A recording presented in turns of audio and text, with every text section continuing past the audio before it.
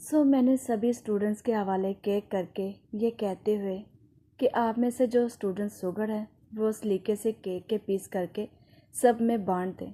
इतना कहकर मैं नीचे ऑफिस में जाकर बाकी टीचर्स के साथ बैठ गया।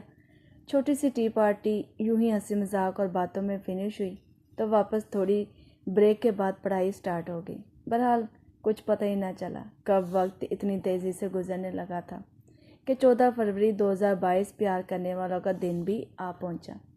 वैसे तो कहते हैं कि प्यार कभी भी बूढ़ा नहीं होता, बस जिस्म बूढ़ा होता है, बल्कि प्यार तो उम्र के साथ और जवान हो जाता है। या फिर शायद दुनिया में प्यार ही एक ऐसी चीज़ है जो उम्र के साथ जवाला होता है। खैर, 14 फरवरी के दिन के लिए सभी बच्चों ने पहले ही से वैलेंटाइन वनडिश पार्टी का अरेंज कर रखा था। सभी लड़के और लड़कियों ने आपस में डिसाइड कर रखा था कि सभी अपने अपने तौर पर कुछ ना कुछ खाना वाना बर्तन वगैरह लाएंगे। सभी स्टूडेंट्स के साथ मैंने भी गेम्स खेली और यादगार लम्हात के तौर पर ग्रुप फ़ोटोज़ भी लिए गए। आज तक मैं अपनी फैमिली और दोस्तों के साथ ही हर इवेंट एंजॉय करता आया था। वैसे तो शम्सा के एसएमएस के बाद रात में ही मेरी बीवी किरण ने मुझे एक रोज़ एंड चॉकलेट के साथ वैलेंटाइन विश कर दिया था, लेकिन उस दिन मुझे अपने ही स्टूडेंट्स के साथ भी ज़िंदगी एंजॉय करने का मौका मिलेगा ये मैंने सोचा ना था। और उन दिनों ही मुझे पता चला कि कितने सारे लोग मुझसे प्यार करते हैं। वैसे सच में उस दिन मुझे बहुत ही मज़ा आया और जनाब उस दिन तो वो भी आई थी और असल में मेरी दिली ख्वाहिश भी थी कि उसी के साथ ही यह ख़ास दिन मनाऊं। कुदरत उस दिन वाकई में मुझ पर बड़ा मेहरबान हुआ था, जो कि मेरी इस नन्ही सी दिली ख्वाहिश को पूरा करने में अल्लाह मियाँ जी ने ज़रा भर की भी देर ना लगाई। बहरहाल गेम्स खेलने के दौरान मामूल की तरह मेरी तवज्जो का मरकज़ उस दिन भी शम्सा ही बनी हुई थी। मैं जानता था कि वो जान चुकी है। मेरी आंखें सिर्फ उसी को टिकटिकी बांधे तक रही हैं। वो भी उसी नर्वस भरी घबराई आंखों के साथ मुझे सरसरी सा देख के अपने आप को मुख्तलिफ बातों या चीज़ों में मसरूफ़ करने की भरपूर कोशिशों में लगी रही।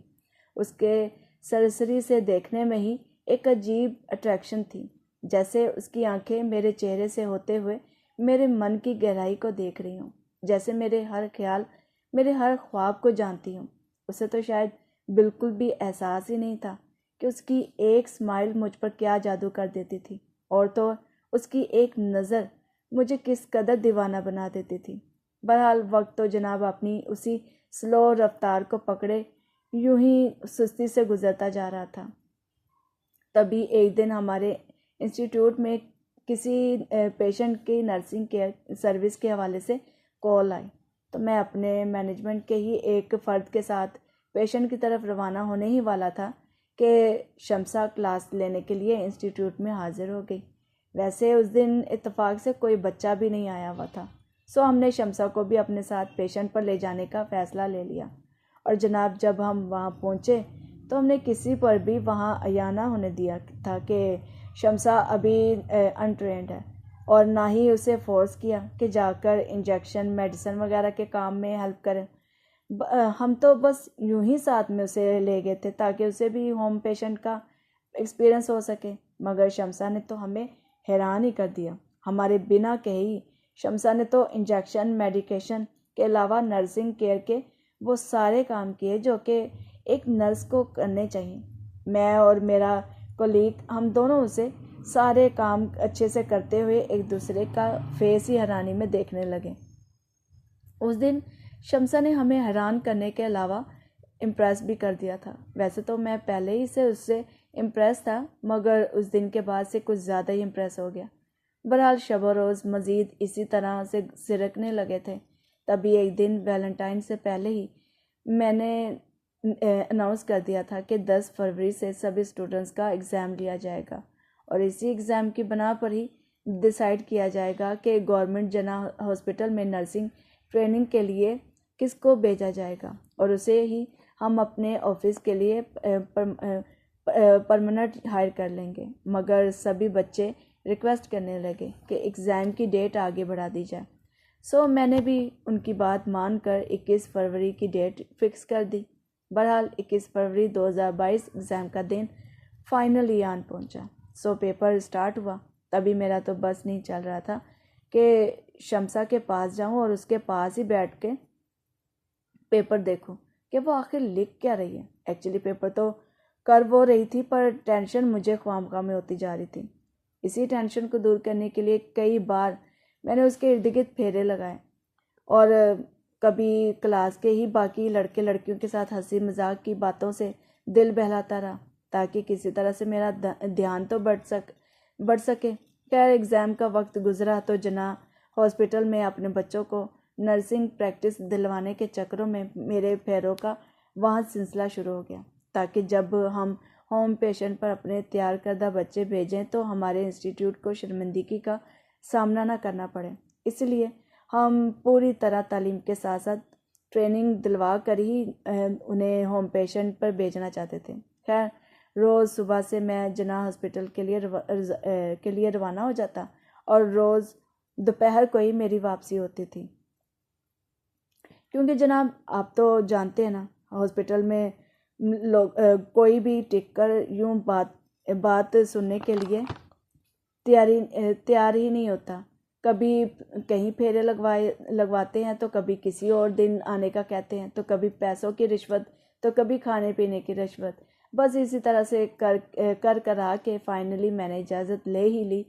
तभी मैंने ग्रुप व्हाट्सएप में बच्चों को मुबारकबाद के मैसेज के साथ साथ नर्सिंग यूनिफॉर्म का भी अनाउंस कर दिया। बहरहाल जना हॉस्पिटल में मेरे स्टूडेंट्स का प्रैक्टिस डे 16 मार्च 2022 को भी फाइनली आन पहुंचा। कुछ बच्चों को मॉर्निंग और कुछ को इवनिंग ग्रुप्स ड्यूटी के लिए डिवाइड कर दिया गया, ताकि जिनको जिस तरह से आने जाने में आसानी हो सके। खैर जना हॉस्पिटल में प्रैक्टिस के ही दिनों में शम्सा भी अपनी इवनिंग ड्यूटी खुशउस्लूबी से निभा रही थी, मगर मैंने अपने मैनेजमेंट के साथ मिलकर शम्सा के कॉन्फिडेंस लेवल को देखते हुए डिसाइड किया कि ट्रेनिंग के अलावा शम्सा को हमें अपने होम पेशेंट के लिए पर्सनली भी रेडी करना चाहिए, क्योंकि होम पेशेंट में तालीम याफ्ता फ्रेश गोरे मैच्योर चेहरों की रिक्वायर्ड होती है, जिनको उठने बैठने और बोलने के मैनर्स का भी पता हो।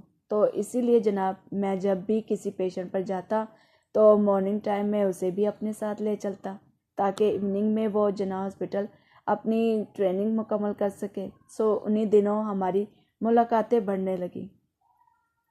SMS और फ़ोन कॉल्स का भी सिलसिला मस्त होता गया, जिसका नतीजा ये निकला कि हम दोनों के एक दूसरे को इज़हार मोहब्बत करने से हमारी काफ़ी अच्छी बॉन्डिंग स्टार्ट हो चुकी थी, और तो एक दूसरे को हम खूब अच्छे से समझने भी लगे थे कि वो कभी मुझे इग्नोर करती तो मैं परेशान हो जाता, ताकि वो ज़रा सी बात पर गुस्से से मुंह फुलाकर भी बैठ जाती, तो तब भी मुझे उस पर बड़ा प्यार आता है।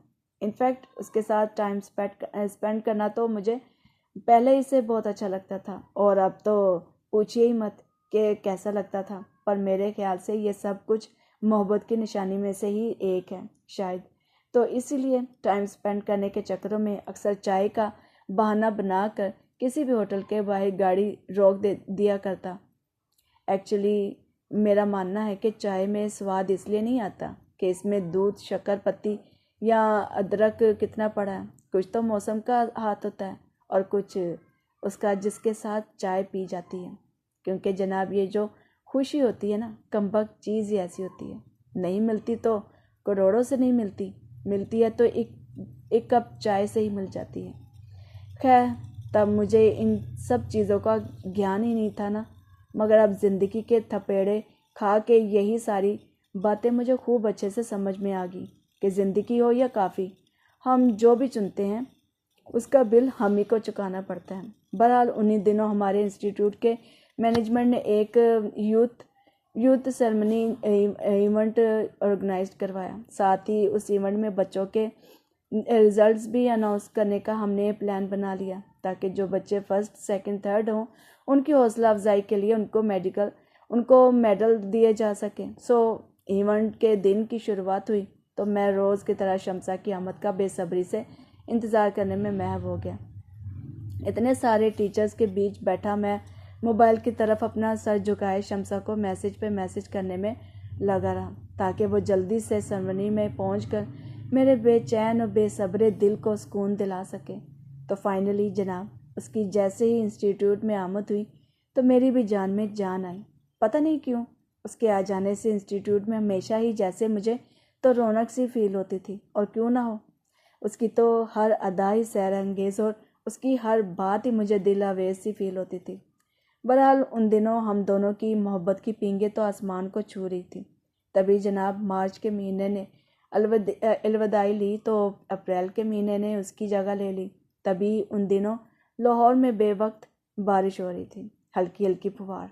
लाहौर में अगर बारिश होती तो ऐसे लगता है जैसे किसी ने मैले बच्चे का मुंह धो लिया हो। और जनाब इस बार बारिश किसी ज़िद्दी बच्चे की तरह हो रही थी।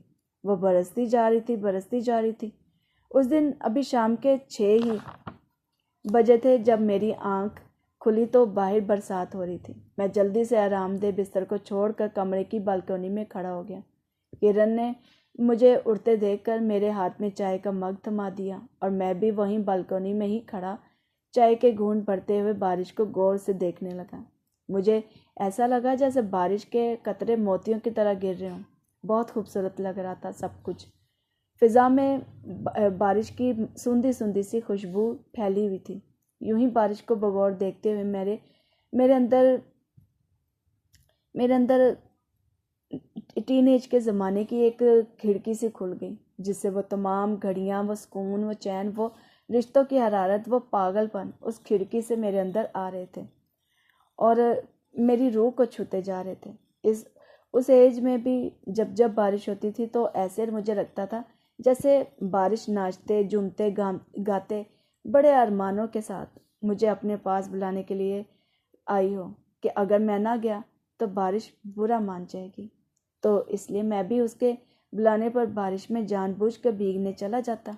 और वैसे भी जानबूझ के भीगने का तो मज़ा ही कुछ और होता है। तभी मेरी इस हरकत पर मेरे बड़े हजरात मुझे खूब डांटते, मगर मेरा तो हंसते हुए उनको बस यही एक जवाब होता था कि नल के पानी से तो मैं रोज़ नहाता हूँ, पर बारिश तो मेहमानों की तरह आती है। वैसे भी नल के पानी पर भी कोई कविता लिखता है क्या? बारिश के पानी के ऊपर लिखते हैं। नल का पानी तो हमारे हाथ में होता है और हम बारिश के पानी के हाथ में होते हैं, इसलिए तो हम पागल हो जाते हैं। इसी तरह मुख्तलिफ सोचों की गहराई में डूबते हुए एक भीगी हवा का झोंका मेरे तन से लिपट कर गुजरा तो मुझे अचानक से शमसा की याद सताने लगी। उसका ख्याल आते ही जैसे मेरे खून में उबाल सा आ गया। वैसे तो बचपन से ही बारिश मुझे बहुत खूबसूरत लगती थी, पर उसकी याद आते ही हद से ज़्यादा खूबसूरत लगने लगी। फिर अचानक से ख्याल आने लगा कि ये बारिश भी कितनी अजीब चीज़ होती है कि किसी के लिए खूबसूरत होती है तो किसी के लिए ये वायरल है ना। बहरहाल शमसा की याद सताई तो मन में एक नन्ही सी ख्वाहिश ने अंगड़ाई ली कि काश शमसा भी मेरे साथ बारिश एंजॉय कर रही होती।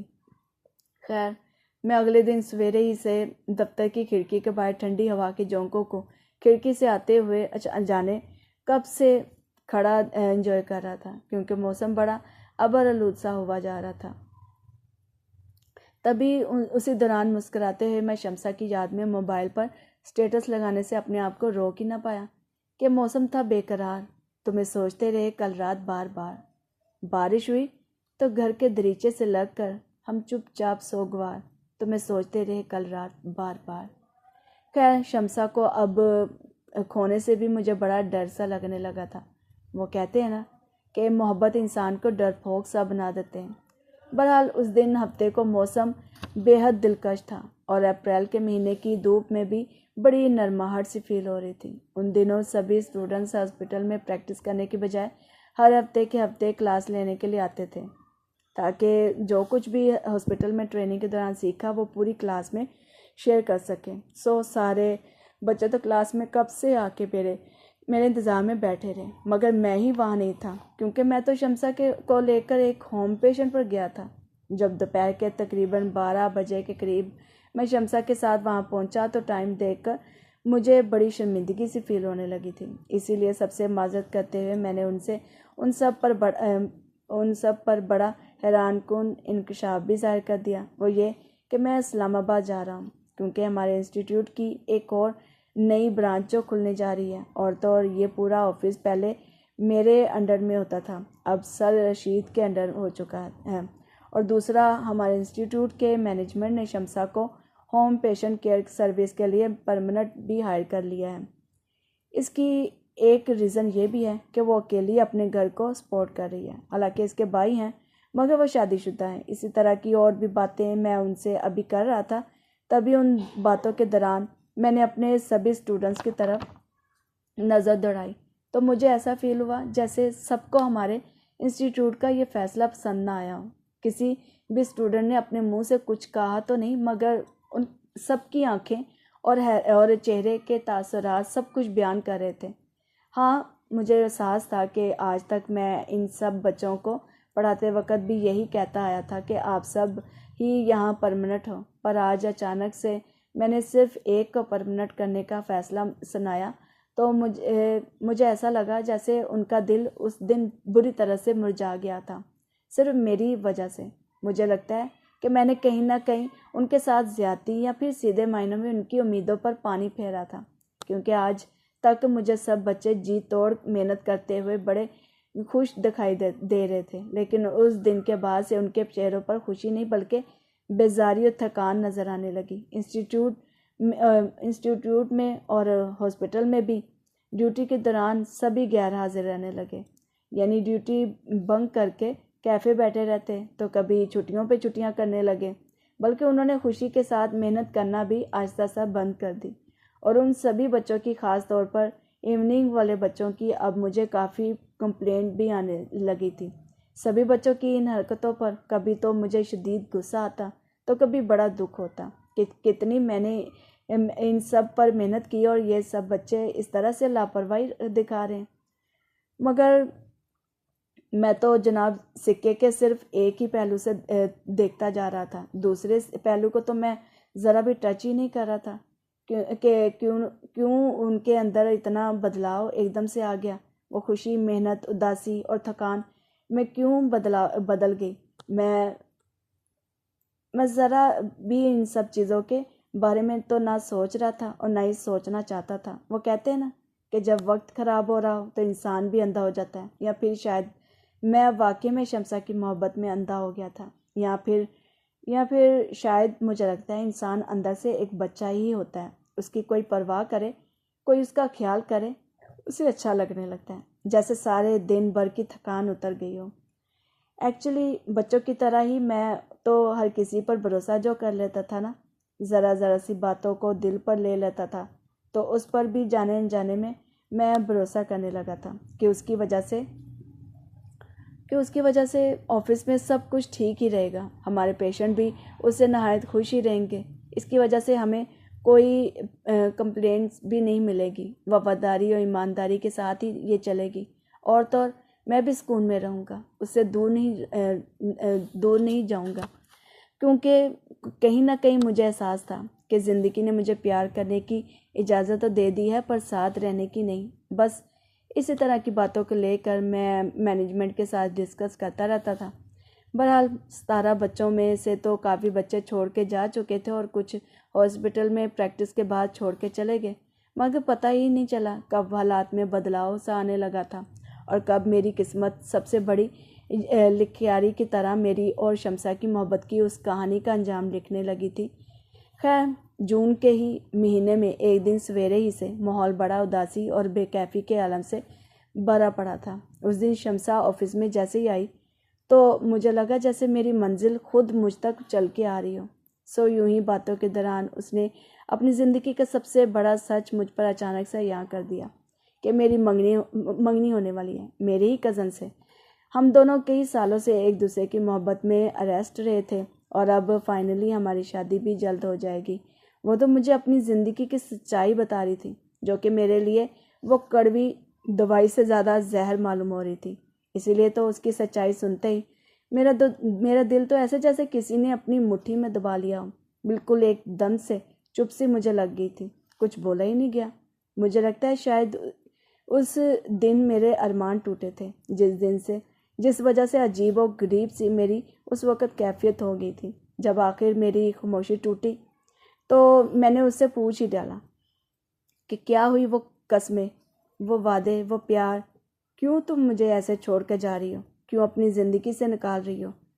कभी तुमने मुझे पहले क्यों नहीं ये सब कुछ बताया था? क्या कसूर था मेरा? क्या वो प्यार, वो सब कुछ झूठ था, टाइम पास था? बोलो, जवाब मांगने का भी हक तो है ना मुझे। तभी मेरे पूछने पर मेरी आंखों में आंखें डालती हुई बदतमीजी से बोलने लगी। मैं तो उसका ये रूप देखकर फुल तकलीफ से भर गया था कि क्या ये वही शम्स है जिससे मैंने मोहब्बत की थी? मुझे लगता था कि मैं इसे बहुत अच्छे से जानता हूँ, पर मैं गलत था। मैं तो उसके लिए टाइम पास से ज़्यादा और कुछ भी नहीं था। यूं ही बातों के दौरान उसने हमारे इंस्टीट्यूट को छोड़ने का फ़ैसला भी सुना दिया। तभी मेरी आंखों से तो बरसात कब की बरसने के लिए तैयार बैठी थी, मगर मैं ही ज़बरदस्ती बरसात को रोके रहा। तभी मुझे उसके रवैये से एहसास हुआ कि जब उसके लिए मेरा होना ना होना बराबर है, तो इसको अपने होने का बार बार शिद्दत से एहसास दिलाना भी बेमानी है।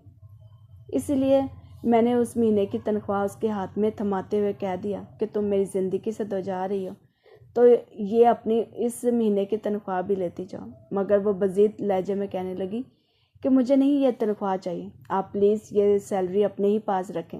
यूँ समझें, जो यूनिफॉर्म आप लोगों ने मुझे बनवा कर दिया था, ये उसी के पैसे मैं अदा कर रही हूँ। मुझे आप लोगों का एहसान नहीं चाहिए। मगर मैंने भी ज़बरदस्ती उसके हाथ में सैलरी थमा ही दी। तभी वो गुस्से में इंस्टीट्यूट से जाने के लिए उठ खड़ी हुई और नीचे ऑफिस में मैनेजमेंट से रूटली अंदाज में सैलरी पकड़ाते हुए कहने लगी कि सर, ये मेरे यूनिफॉर्म के पैसे हैं, और हमेशा के लिए इंस्टीट्यूट को खैरबाद कह के चली गई। मैनेजमेंट के किसी भी फ़र्द को तो पता ही नहीं था कि मेरे और शम्सा के बीच क्या बात हुई और वो इस तरह से पैसे क्यों पकड़ा के चली गई थी।